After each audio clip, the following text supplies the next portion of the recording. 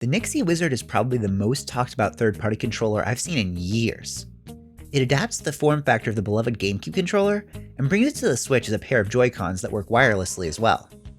That alone deserves some praise, as many third-party Joy-Cons only work while connected to the system. Nyxi didn't rest on their laurels though, and added Hall effect joysticks, swappable stick gates, back buttons, and turbo functionality, so this is really everything in the kitchen sink. Top that off with a $70 price point, which is cheaper than the official Joy-Cons, and it seems like a pretty good deal to someone like me that grew up on the Gamecube. I got my Nyxi Wizard controller, and I've played with it quite a bit, and I've got some, feelings. No controller manufacturer has quite nailed the feeling of the Gamecube controller, and the Wizard is no exception. Nyxi did nail the Wavebird look, and fans of the controller might feel right at home until they touch the sticks or buttons. The face buttons don't have the same travel and feel, the triggers are much clickier than the original analog buttons, and the left stick is missing the signature rings the Gamecube controller is known for, and well, the buttons on the original didn't light up. There are some welcome changes though, like a bigger C-stick, a better D-pad, and the inclusion of new buttons, such as a turbo button and a back button. Despite not matching the original, it's a very comfy controller, arguably the comfiest that I've ever used on the Switch. While being used wirelessly, it feels a bit light, but I prefer that to it being heavy. And when it's on your Switch, it feels just right. You'll look kinda silly playing like this, but if you want a comfortable controller for long portable play sessions, you might want to consider it.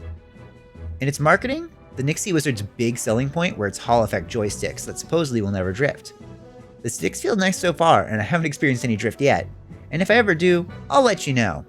Switch games weren't made for the Gamecube controller in mind though.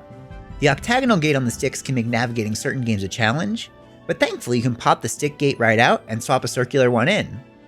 Since I've swapped it, I've played exclusively with a circular gate, but I'll put in the octagonal one whenever I want to play a fighting game because it just feels right. I catch myself playing with my Nyxi controller more than I do my Pro controller, partially for the Gamecube nostalgia, but also because it's comfy and those turbo buttons are a blessing in some games like Pokemon. I'm also a fan that the back buttons and swappable stick gates let you customize the controller to your liking. I think that if you're a Smash player that needs another controller, or wants a more authentic way to play on the go, this is your controller. If you're just someone looking for another fun controller to spice up your collection, there are worse ways to spend $70. If you're looking for a truly authentic Gamecube experience though, you'll walk away disappointed. If you end up wanting to grab one of these, you can go to nyxi.alpaca.gay or use code IndieAlpaca at checkout to save a few bucks. If you have any questions about the controller, or just have any other controllers you'd like me to look at, let me know in the comments. Thanks for watching my video, and I'll catch you later. Bye!